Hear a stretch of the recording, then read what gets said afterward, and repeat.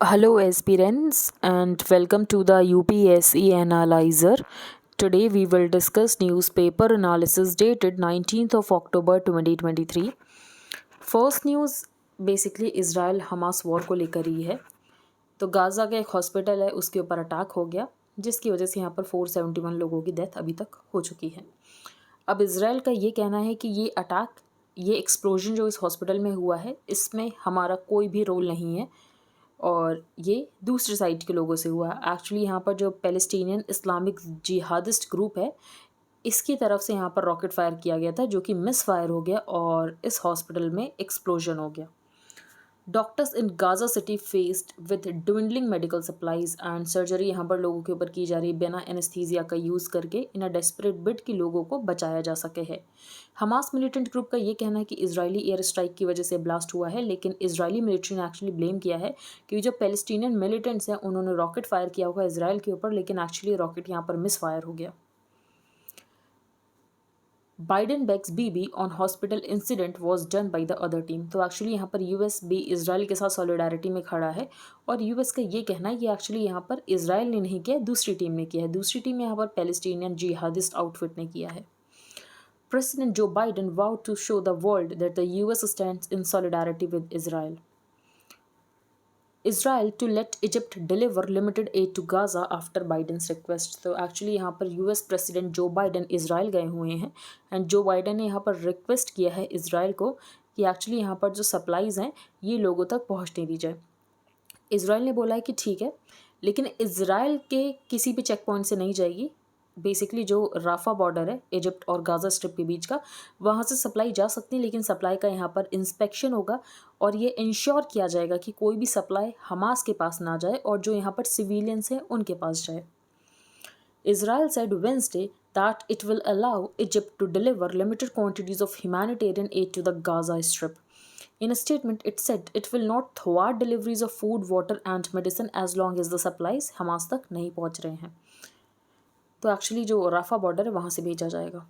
Expel Israel ambassadors. तो actually जो Iran है ये Islamic world West Asian countries को कह रहा है कि आपकी कंट्री में जो भी इसराइल एम्बेसडर्स हैं उनको एक्सपेल कर दो और ऑयल एम्बार्गो लगा दो। इसका मतलब ये है कि जो भी यहाँ पर मिडिल ईस्ट के कंट्रीज़ हैं ये इसराइल को ऑयल ना दें।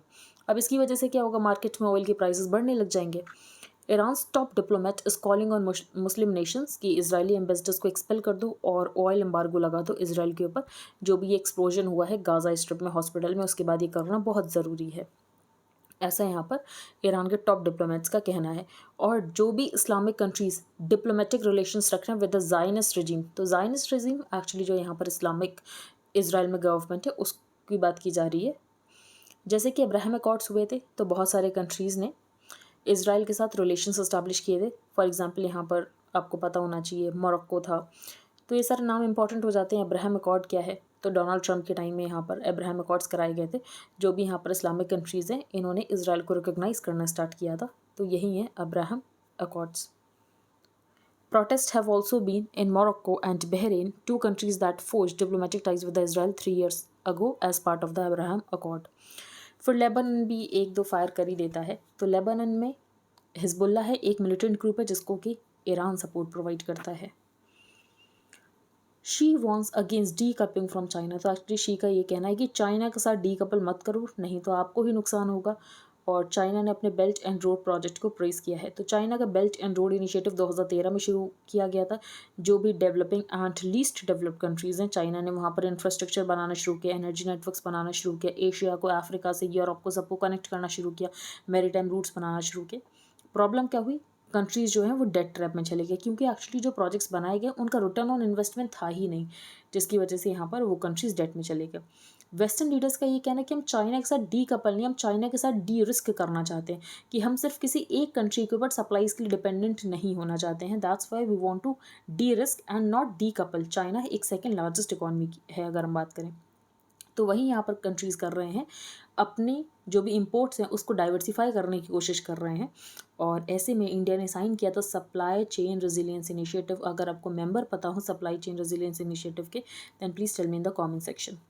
Outreach over Gaza City hospital that's protest royal West Asia. तो वेस्ट एशिया में यहाँ पर प्रोटेस्ट होना स्टार्ट हो चुका है कि इसराइल ने एक्चुअली यहाँ पर एक्सप्लोजन कर दिया है इसराइल का ये कहना हमने यहाँ पर एक्सप्लोजर नहीं किया। यहाँ पर यही कहा गया है प्राइम मिनिस्टर के द्वारा कि सिविलियन डेथ एक सीरियस कंसर्न है और जो भी इसके पीछे हैं उनको रिस्पॉन्सिबल ठहराया जाना चाहिए। Hours after a deadly explosion at a Gaza hospital was said to have killed hundreds of civilians, Israeli and Palestinian officials traded blame Wednesday, क्योंकि यहाँ पर इसराइल का ये कहना है पैलेस्टीन ने किया, पैलेस्टीन का ये कहना है इसराइल ने किया है। और वेस्ट एशिया में हमें प्रोटेस्ट देखने को मिल रहे हैं जिसकी वजह से हो सकता है कि ये वाइडर रीजनल कन्फ्लिक्ट हमें देखने को मिले। Palestinians blamed an Israeli missile strike जिसकी वजह से डेथ हुई at the Al Ahli hospital in Gaza city.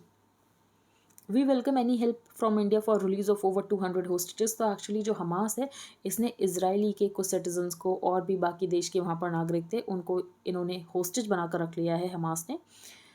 तो इसराइल चाहता है कि ये होस्टेजेस को छोड़ दे हमास, और उसके लिए जो इसराइली एम्बेसडर टू इंडिया है इनका ये कहना है कि कोई भी सपोर्ट अगर इंडिया प्रोवाइड करना चाहते हैं कि इन होस्टेजेस को रिलीज़ किया जाए तो ये वेलकम करते हैं उस सपोर्ट को।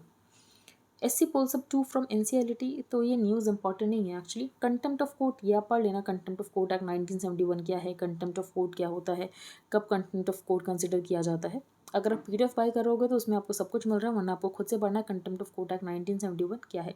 इसको लेकर आई थिंक प्रीलिम्स 2022 में क्वेश्चन था कंटेम्प्ट ऑफ कोर्ट को लेकर। एक इंपॉर्टेंट अनाउंसमेंट है, UPSC analyser mentorship program start हो चुका है। इसमें आपको करंट अफेयर्स मिलेंगे, कॉम्प्रहेंसिवली करंट अफेयर्स के वीडियो लेक्चर्स मिलेंगे, प्लस प्रीलिम्स के लिए जो भी इम्पॉर्टेंट टॉपिक्स हैं सब कवर किए जाएंगे जिससे कि प्रोबेबिलिटी होती है कि प्रीलिम्स में क्वेश्चन आ सकता है। इसके अलावा इसमें ही आपको साइमल्टेनियसली मेंस स्पेसिफिक मेंटरशिप भी मिल रही है जिसमें करंटली अभी हम इंटरनल सिक्योरिटी कर रहे हैं। तो अगर आपको ज्वाइन करना है तो आप कर सकते हो। यहाँ पर सारी डिटेल्स मेंशन है कि एक्चुअली आपको कहाँ पर पेमेंट करना पड़ेगा, कहाँ पर आपको अपना सारी डिटेल्स भेजनी है। बाकी सारी डिटेल्स आपको कमेंट सेक्शन एंड उसके बाद भी अगर आपका कोई भी डाउट है तो आप टेलीग्राम ग्रुप पर पूछ सकते हो इससे रिलेटेड भी, और इसके अलावा न्यूज़पेपर से रिलेटेड या एज सच सब्जेक्ट से कोई रिलेटेड, किसी भी सब्जेक्ट से या सिलेबस से कोई रिलेटेड कोई भी डाउट आप पूछ सकते हो। अब हम चलते हैं आगे। MSP की यहाँ पर बात की गई कि MSP को यहाँ पर बढ़ा दिया गया है, वो तो बढ़ाते रहते हैं, वो कोई न्यूज़ आपको याद रखने की ज़रूरत नहीं है। MSP को अप्रूव किया जाता है by the cabinet committee on economic affairs, लेकिन MSP को रेकमेंड किया जाता है बाय द CACP। इस पॉइंट को ध्यान से सुना, CACP रेकमेंड करता है लेकिन अप्रूव करता है CCA। तो एक्चुअली प्रीलिम्स में एक क्वेश्चन था जिसमें ये था कि MSP को अप्रूव किया जाता है, जिसमें cabinet committee on economic affairs भी एक ऑप्शन था एंड CACP भी एक ऑप्शन था, and most of the students ने टिक कर दिया था CACP। तो cabinet committee on economic affairs approve करता है लेकिन यहाँ पर रेकमेंड किया जाता है बाय द CACP। इस पेज पर कोई इंपॉर्टेंट न्यूज़ नहीं। डिसीजन 2023, तो एक्चुअली यहाँ पर 5 स्टेट्स में इलेक्शन होने वाले हैं, तो उसको लेकर राजस्थान में कांग्रेस कौन सी लिस्ट निकालेगा नहीं निकालेगा इंपॉर्टेंट नहीं है आपके एग्जाम के लिए। छत्तीसगढ़ में क्या हो रहा है। 2 women स्लो पॉइजन, यहाँ पर कुछ इंपॉर्टेंट नहीं है। एक पॉइजन का नाम मेंशन है थैलियम, जो कितना इंपॉर्टेंट नहीं है कि थैलियम आपसे पूछ लिया जाए पॉइजन है या नहीं है, पर यहाँ पर एक नाम मेंशन आप देख सकते हो, thallium from Telangana. Doctor Reddy's labs get nod to study popular weight loss medication, ये भी इंपॉर्टेंट नहीं, लेकिन यहाँ पर एक word mention that is semaglutide. ये एक्चुअली एक एक्टिव इंग्रेडिएंट होता है जिसकी वजह से यहाँ पर ओबेसिटी कम हो सकती है। प्लेज टू फाइट ड्रग्स, तो एक बहुत बड़ी प्रॉब्लम है अगर हम बात करें पंजाब में, दैट इज़ ड्रग मेनेस। तो ड्रग अब्यूज़ बहुत ज़्यादा होता है, तो एक्चुअली एक होप इनिशिएटिव शुरू किया गया है और लोगों को यहाँ पर प्लेज दिलाई जा रही है, स्पेशली बच्चों को, कि इनको यहाँ पर ड्रग्स को कंज्यूम नहीं कर रहे हैं। बाकी अगर आपको याद हो तो हमने एक केस स्टडी डिस्कस की थी कश्मीर की। तो कश्मीर में जो सफ़ौर है वहाँ पर एक्चुअली बच्चों को क्रिकेट में इंगेज किया जा रहा है और बाकी गेम्स में इंगेज किया जा रहा है, जिसकी वजह से बच्चे इन सारी एक्टिविटीज़ में ना जाएं, जैसे कि ड्रग अब्यूज़ करना। तो अगर आप पॉजिटिव एक्टिविटीज़ में उनको इंगेज करोगे तो अपने आप ही नेगेटिव एक्टिविटीज़ को वो रेजिस्ट करना स्टार्ट कर देंगे। In Chhattisgarh 1033 old delivers government services door to door. तो GS2 में गवर्नेंस के टॉपिक में इंपॉर्टेंट हो जाता है। तो छत्तीसगढ़ की एक यहाँ पर योजना है जिसका नाम है मितान योजना। मितान योजना क्या है, तो एक्चुअली जिन भी लोगों को डॉक्यूमेंट्स बनवाने होते हैं तो वो एक्चुअली कॉल कर सकते हैं इस टोल फ्री नंबर पर। कोई इंसान आएगा, उनके सारे डॉक्यूमेंट्स को कलेक्ट करेगा और उसके बाद उनको जो भी उनको डॉक्यूमेंट बनवाना है वो दे देगा। तो आपको गवर्नेंस में ये एग्जाम्पल लिख सकते हो छत्तीसगढ़ का Mitan Yojana, which was launch to help people obtain government documents and services by making a phone call from home and paying a fee of ₹50। ठीक है, GS2 गवर्नेंस में आप ये टॉपिक डाल सकते हो। President launches agri road map for Bihar bats for organic farming. तो यहाँ पर कोई ऐसा इंपॉर्टेंट पॉइंट नहीं है, बस यही कहा गया कि एनवायरमेंट कंजर्वेशन करने की ज़रूरत है, वाटर को सेव करने की ज़रूरत है, क्लाइमेट रेजिलिएंट एग्रीकल्चर बनाने की ज़रूरत है, मेगा फूड पार्क्स बनाने की ज़रूरत है। तो एक्चुअली GS3 में एक टॉपिक मेंशन है फूड प्रोसेसिंग। तो फूड प्रोसेसिंग में आप मेगा फूड पार्क्स के बारे में पढ़ते हो, तो वहाँ पर मेगा फूड पार्क्स इंपॉर्टेंट हो जाता है, तो आप मेगा फूड पार्क्स के बारे में भी कंटेंट प्रिपेयर कर सकते हो। IIM powered courts for entrepreneurs from Moist Hit District। तो left wing extremism internal security GS3 में टॉपिक है। तो जब भी आप लिख रहे हो लेफ्ट विंग एक्सट्रीमिज्म के बारे में, तो आप इनिशिएटिव्स मेंशन कर सकते हो कि लेफ्ट विंग एक्सट्रीमिज्म को टैकल करने के लिए क्या क्या किया गया है। तो एक्चुअली यहाँ पर जो IIM पावर्ड कोर्स किया जा रहा है, तो वहाँ पर लोगों के जो भी एंटरप्रेन्योर्स हैं उनको बताया जा रहा है कि आप अपने प्रोडक्ट में कैसे और ज़्यादा वैल्यू एडिशन कर सकते हो, जिसकी वजह से आपका यहाँ पर प्रॉफिट बढ़ सकता है। फॉर एग्जांपल यहाँ पर कोई मिल्क को सेल कर रहा है, तो उसको बताया जा रहा है कि मिल्क से उतना प्रॉफिट नहीं आएगा, तो आप पनीर को बेचो, आप यहाँ पर घी को बेचो, तो आपको ज़्यादा प्रॉफिट आएगा। तो ऐसे भी आप लिख सकते हो कि लेफ्ट विंग एक्सट्रीमिज्म में जो माइस्ट हेट एरिया है वहाँ पर किस किस तरीके के इनिशिएटिव्स लिए जा रहे हैं, तो आप वहाँ पर इसको भी कोट कर सकते हो। What caused largest Mars quake. तो जो अर्थ के ऊपर होता है उसको अर्थ क्वेक बोलते हैं, जो मार्स के ऊपर होता है उसको मार्स क्वेक बोलते हैं। अब जैसे हम अर्थ की बात करें तो अर्थ में डिफरेंट टाइप्स की प्लेट्स हैं, कहीं ओशनिक प्लेट है, कहीं कॉन्टिनेंटल प्लेट है, ठीक है। लेकिन मार्स में एक्चुअली यहाँ पर डिफरेंट टाइप की कुछ प्लेट्स नहीं है यहाँ पर सिंगल ही ब्लॉक। लेकिन ये जो एक्चुअली सिंगल सॉलिड प्लेट है ये हर जगह सेम नहीं है।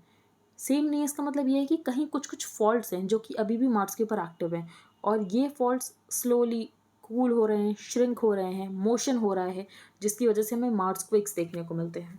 ऑन May 4, 2022 नासा के इनसाइट लैंडर ने डिटेक्ट किया largest quake yet recorded on Mars, जिसका 4.7 मैग्नीट्यूड है। तो अर्थ के कंपैरिजन में 4.7 मैग्नीट्यूड तो बहुत कम है, लेकिन मार्स के लिए मैग्नीट्यूड बहुत ज़्यादा है। अब इसका रीज़न क्या हो सकता है, तो वहाँ पर कोई प्लेट टेक्टोनिक्स तो हो नहीं रहे हैं, तो एक्चुअली मीटेओराइट इम्पैक्ट हो सकता है कि जिसकी वजह से हमें मार्स क्वेक देखने को मिला इतनी ज़्यादा इंटेंसिटी का। Earth's crust divided into immense plates that continually shift, triggering quakes. Martian crust is a single solid plate, but that does not mean all is quiet on the Martian front. There is still faults जो कि active हैं on the Mars, और जिसकी वजह से हमें Mars quake देखने को मिलता है। फिर यहाँ पर रीजन मेंशन है कि कहाँ पर ये मार्स क्वेक हमें देखने को मिला, दैट वाज एट अल कहीरा वॉलिस रीजन। नेक्स्ट है OBCs एंड सब कैटेगरीज। तो जी रोहिणी कमीशन बनी थी OBC सब कैटेगराइजेशन को लेकर। फिर बिहार में कास्ट सेंसस हुआ, आंध्र प्रदेश भी कास्ट सेंसस करने की बात कर रहा है, छत्तीसगढ़ में भी कास्ट सेंसस होने की बात हो रही है। तो बहुत सारे स्टेट्स यहाँ पर कास्ट सेंसस की बात कर रहे हैं कि OBC में भी यहाँ पर सब कैटेगराइजेशन की ज़रूरत है। कुछ ही यहाँ पर कास्ट है जिन्होंने सारे बेनिफिट्स ले लिए हैं। OBC की पहली कमीशन बनी थी Kaka Kalelkar commission during Jawaharlal Nehru's tenure. उसके बाद दूसरी कमीशन यहाँ पर BP मंडल कमीशन बनती है during the time of the Janata government. बाद में VP सिंह गवर्नमेंट जो है वो इस रिकमेंडेशन को इम्प्लीमेंट करती है और 27% रिजर्वेशन दिया जाता है OBCs को। The minister for backward classes welfare in Andhra Pradesh set on Wednesday कि जो स्टेट है वो यहाँ पर बैकवर्ड क्लासेस सेंसस शुरू करेगा फ्रॉम November 15, क्योंकि ज़रूरी कि डेटा होना चाहिए। अगर डेटा होगा तभी आप यहाँ पर पॉलिसी बना सकते हो। The publication of the results of the cast survey in Bihar earlier this month had raised the possibility कि बाकी स्टेट्स भी यहाँ पर कास्ट सेंसस करें। OBCs की अगर हम बात करें तो expression OBC was coined to denote backward marginalise community, जो कि SCs ST का पार्ट नहीं, लेकिन एक्चुअली ये भी बैकवर्ड और मार्जिनलाइज्ड हैं।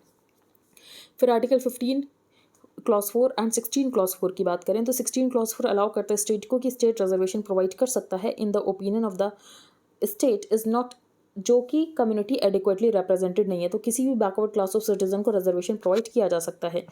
OBCs को जनरली आइडेंटिफाई किया जाता है उनके ऑक्यूपेशन के बेसिस पर।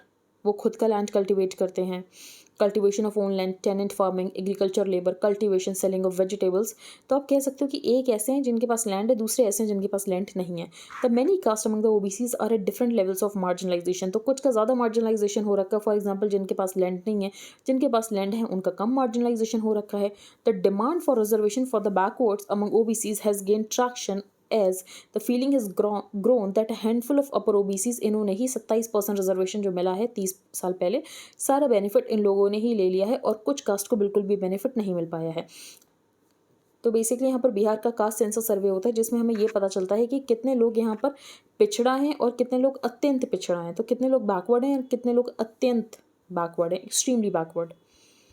फिर ये बताया गया कि फर्स्ट OBC कमीशन पैनल को हेड किया गया था by the Kaka Kalelkar, was constituted by the Jawaharlal Nehru government, लेकिन इस स्कीम को इम्प्लीमेंट नहीं किया गया जो भी यहाँ पर रिकमेंडेशन थी, तो वो इंपॉर्टेंट नहीं। सेकंड OBC कमीशन इंपॉर्टेंट है जो कि थी by the BP Mandal commission, जिनको कि अपॉइंट किया गया था 1979 बाय मोरारजी देसाई, लेकिन उस समय इसका इम्प्लीमेंटेशन नहीं होता। इसका इम्प्लीमेंटेशन होता 1990 में by the government of the VP Singh, और यहाँ पर 27% रिजर्वेशन दिया जाता ओबीसीज को।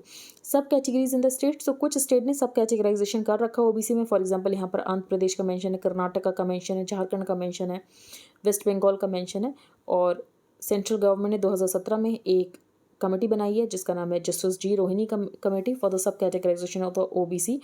द रोहिणी कमीशन ने अपनी रिपोर्ट को सबमिट कर दिया, लेकिन इसके कंटेंट्स अभी तक पब्लिक में नहीं है। नेक्स्ट है विजनसम पोर्ट। विजनसम पोर्ट के बारे में हम पहले भी देख चुके हैं। ये एक्चुअली इंटरनेशनल सी पोर्ट प्रोजेक्ट है, कंट्री का पहला डीप वाटर ट्रांसशिपमेंट पोर्ट है। न्यूज़ में क्यों है? क्योंकि कांग्रेस ये कह रही है कि हमें इसका क्रेडिट मिलना चाहिए, तो ये सब इंपॉर्टेंट नहीं, बस आपको पता होना चाहिए है क्या। तो पहला international deep water transshipment port है। अमेज़ॉन की अगर बात करें तो अमेज़ॉन को प्लैनेट का लंग कहा जाता है, लेकिन यहाँ पर हमें ड्रॉट देखने को मिल रहा है। क्या रीज़न है? क्लाइमेट चेंज एक्चुअली रीज़न है। यहाँ पर वाइल्ड फायर हो रहे थे। The Amazon rainforest is reeling under a severe drought. बहुत सारी रिवर्स जो वाइटल हैं ये पूरी तरीके से सूख गई हैं। जो वाटर का लेवल है ये बहुत नीचे जा चुका है। Rio Negro, one of the world's largest rivers by discharge levels, तो ये एक्चुअली अपने ऑल टाइम लो पर पहुँच चुकी है। रीजंस क्या हैं? तो रीजंस क्लाइमेट चेंज है, वाइल्ड फायर है, फॉरेस्ट फायर है। The rain forest covers nearly 7 million square kilometres और about the area of the Australia and stores more than 150 billion metric tons of carbon. तो carbon sequestration के लिए ये Amazon forest बहुत ज़्यादा important है। साइमल्टेनियस नेचुरल इवेंट्स, तो for example यहाँ पर एल नीनो आ गया है। एल नीनो क्या होता है? एबनॉर्मल वार्मिंग हो जाती है सरफेस वाटर्स की in the equatorial Pacific ocean. तो आपको एल नीनो क्या होता है, ला नीना क्या होता है, इंडियन ओशन डाइपोल क्या होता है, मेडन चिलियन ऑसिलेशन क्या होता है, ये सारे टॉपिक्स पता होने चाहिए जो कि आप स्टैटिक ज्योग्राफी में पढ़ते हो। इट्स बैक ऑन अस, तो ये एक्चुअली जो कल मैरिज इक्वालिटी का केस है उसके बारे में आर्टिकल लिखा गया है कि जुडिशरी से ये एक्सपेक्ट करना कि जुडिशरी यहाँ पर लेजिस्लेट कर दे कि जो क्वेयर हैं इनके पास भी मैरिज के राइट्स होने चाहिए, ये बहुत नाइफ था, क्योंकि ये काम पार्लियामेंट का, ये काम यहाँ पर जुडिशरी का नहीं है लॉ बनाना। तो ऑथर का यही कहना, indeed even where civil partnership rights have been recognised for queer people, उन कंट्रीज को भी बहुत ज़्यादा साल लगे मैरिटल राइट्स देने के लिए। तो आप इंडिया में एक्सपेक्ट नहीं कर सकते ना कि 2018 में सेक्शन 377 को डीक्रिमिनलाइज किया और 5 साल में ही मैरिटल राइट्स मिल जाएं। इतना जल्दी काम नहीं होता और इतना जल्दी सोसाइटी में चेंजेस नहीं होते हैं। और कल्चरल चेंजेस के लिए ज़रूरी ये है कि लोगों में एक्सेप्टेंस होना। To expect such rapid change in India and even more complex context given personal laws was to be untethered from reality.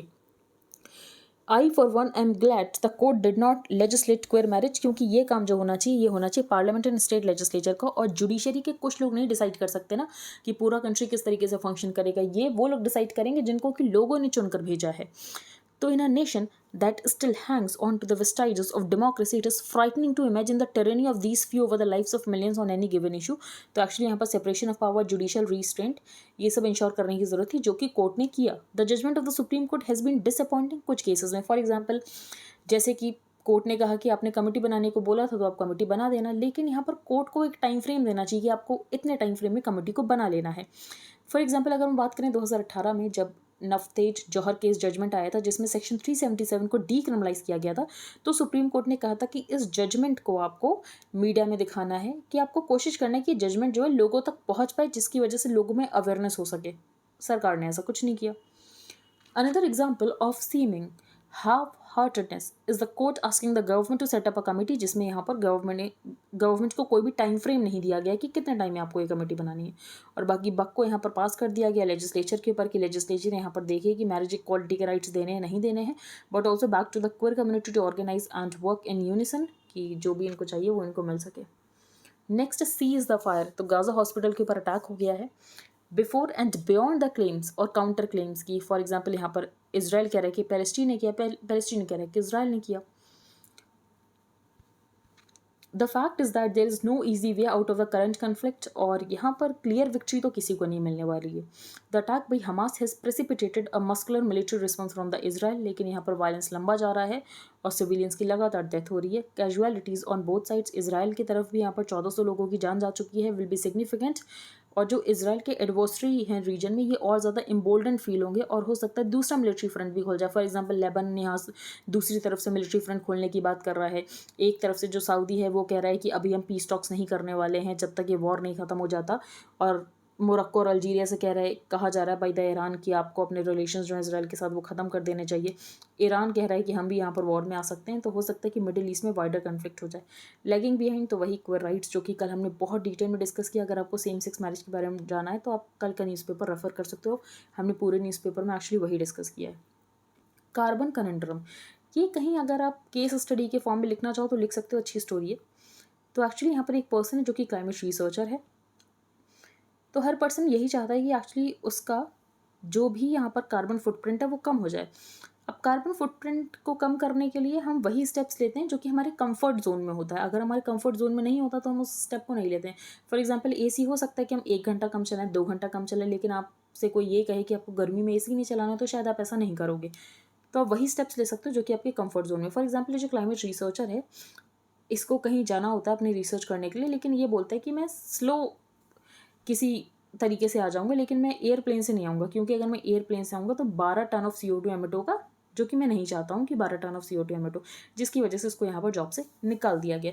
तो आप ये कह सकते हो कि ये कहना तो बहुत आसान है कि हमें कार्बन फुटप्रिंट कम करना है, लेकिन अगर इसको हम इम्प्लीमेंट करें तो इतना ही डिफिकल्ट है। It is easier said than done.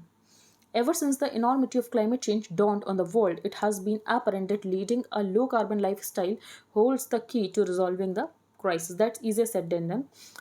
Though using the AC a little less or eating millet instead of steak does help, walking the climate talks involves much more than personal choices.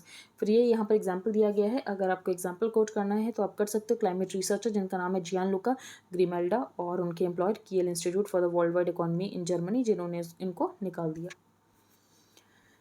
Revolution and it's सूत्रधार, तो यहाँ पर green revolution and white revolution की बात की है। तो green revolution के यहाँ पर सूत्रधार हैं MS Swaminathan ji and white revolution के वर्गीस क्यूरीन।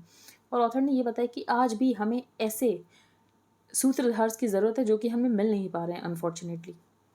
फिर ये बताया गया कि एक्चुअली ये डोर वेराइटीज़ लेकर आए थे। मैक्सिकन वेराइटीज़ को इंडियन क्लाइमेट के अकॉर्डिंग यहाँ पर थोड़ा बहुत चेंज किया गया, जिनका नाम था सोनोरा 63, सोनोरा 64, मेओ 64, लर्मा रोजो 64A। और इंडिया में ईल्ड हमें 4 टाइम्स ज़्यादा दिखी, और उसके बाद हमने इन वैराइटीज़ को लगाना शुरू किया और आज हम एक सफिशिएंट कंट्री बन चुके हैं फूड को लेकर। हम यहाँ पर one of the leading exporters हैं फूड के।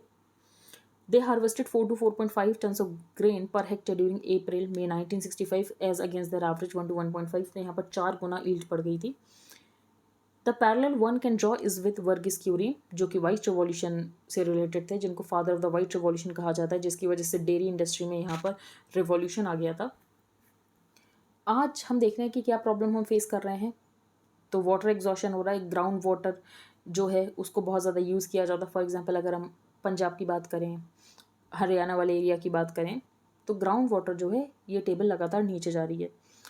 फर्टिलाइज़र का बहुत ज़्यादा यूज़ किया जाता है, यूट्रोफिकेशन होता है, सॉइल की प्रोडक्टिविटी कम हो रही है। तो green revolution relied on breeding varieties enabling farmers की ज़्यादा न्यूट्रिएंट्स और वाटर को यूज़ कर सकें।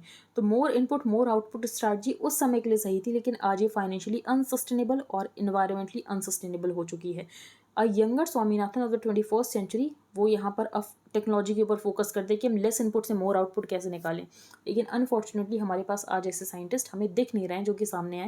Indian agriculture today lacks champions like Swaminathan and Kurien, जो कि ईयर कर सकें of the political leadership. Next है हुज बॉडी हुज राइट्स। तो एक्चुअली हम एक केस को बहुत टाइम से ट्रैक कर रहे थे। एक 27 साल की महिला थी जो कि एक मैरिज में है एंड ये अपने थर्ड बेबी को, थर्ड फीटस को एक्चुअली अबॉर्ट कराना चाहती थी, लेकिन प्रेगनेंसी यहाँ पर 24 हफ्ते से ज़्यादा की हो चुकी थी एंड फीटल एबनॉर्मलिटीज़ भी नहीं थी एंड सुप्रीम कोर्ट ने मना कर दिया यहाँ पर फीटस को अबॉर्ट कराने से। अब ऑथर का ये कहना है कि उस विमेन का राइट होना चाहिए, उसके पास यहाँ पर रिप्रोडक्टिव ऑटोनॉमी होनी चाहिए, ना कि यहाँ पर कोर्ट टर्म्स को डिक्टेट करे कि आप यहाँ पर अबॉर्ट करा सकते हो नहीं करा सकते हो। तो वही बताया गया। Medical termination of pregnancy act of 1971 की बात की गई है। फिर यहाँ पर 2021 में जो चेंज किया गया उसकी बात की गई है। She is a 27-year-old mother of 2 with an unwanted pregnancy conceived during lactational amenorrhea। और उसके बाद ये एक्चुअली जो मदर थी इसको लास्ट ईयर भी बेबी हुआ था, जिसकी वजह से ये पोस्टपार्टम डिप्रेशन में चली गई थी। तो ये सारे इशू में जिसकी वजह से पोस्टपार्टम डिप्रेशन की मेडिकेशन चल रही थी और अभी ये अबॉर्शन कराना चाहती थी, जो कि अलाउ नहीं किया गया। तो ऑथर ने कहा कि विमेन के पास यहाँ पर reproductive autonomy होनी चाहिए। In 2021, the MTP Act 1971 was amended to raise the permissible limit of gestational duration from 20 to 24 weeks। उसके बाद यहाँ पर मेडिकल बोर्ड की ज़रूरत होगी। तो कंट्री में यहाँ पर एक्चुअली प्रो चॉइस होना चाहिए तो प्रो लाइफ होना चाहिए। तो इंडिया में प्रो चॉइस के ऊपर ज़्यादा फोकस करते हैं कि विमेन को एक्चुअली यहाँ पर चॉइस होनी चाहिए 24 वीक्स तक, तो विमेन आसानी से अबॉर्ट करा ही सकती है. Despite award goals of empowerment, is it a foregone conclusion that women are not to stake claims on their own bodies on their own terms? The answer is blowing in the wind. तो जिस तरीके से यहाँ पर author ने इस article को ख़त्म किया, से आप देख सकते हो कि अगर आप ऐसे लिख रहे हो तो ऐसे को आप कैसे बहुत इमोशनली हाई पिच पर रख सकते हो और इस तरीके से आप कंक्लूजन देकर ख़त्म कर सकते हो. नेक्स्ट हम चलते हैं आगे. I am disappointed but hopeful, same sex marriage नहीं डिस्कस करेंगे. India to peg import checks as security measure. तो एक्चुअली हमने कल डिस्कस किया था कि कुछ कंट्रीज़ ने WTO में ये इशू उठाया था कि इंडिया ने कुछ IT प्रोडक्ट्स के इम्पोर्ट के ऊपर रिस्ट्रिक्शन लगा दिया गया है, जो कि एक तरीके का ट्रेड बैरियर है. अब इंडिया का ये कहना है ये ट्रेड बैरियर नहीं, ये तो सिक्योरिटी मेजर है कि लैपटॉप्स वगैरह दूसरे कंट्री से इंपोर्ट करेंगे, साइबर सिक्योरिटी रिस्क रहता है, तो ये सिक्योरिटी मेजर है, ये कोई ट्रेड बैरियर नहीं है. तो India sees its decision of introducing certain terms and conditions on the import of the IT hardware such as laptops and personal computers as a security measure rather than a trade consideration. तो ये आप बिल्कुल coat कर सकते हो GS3 के answer में. अब हम चलते हैं आगे कोई इंपॉर्टेंट न्यूज़ नहीं है, जो भी इंपॉर्टेंट न्यूज़ थी हमने डिस्कस कर ली है. तो अगर आपको मेंटरशिप प्रोग्राम के रिगार्डिंग कोई भी डाउट है तो आप टेलीग्राम ग्रुप पर पूछ सकते हो, या तो आप डायरेक्टली मेल भी कर सकते हो, मेल IG भी आपको मिल जाएगी. एंड अगर आपको PDF बाय करना है इंडियन एक्सप्रेस का जो भी हाईलाइटेड पोर्शन है तो ये आपको मिल जाएगा, plus static portion related to every topic, तो उसको भी आप बाय कर सकते हो. सारी details comment section and description box में है. एंड आई होप आपको एनालिसिस समझ में आ गया होगा, और अगर आपको एनालिसिस समझ आ रहा है then please like share and subscribe. Thank you and have a nice day.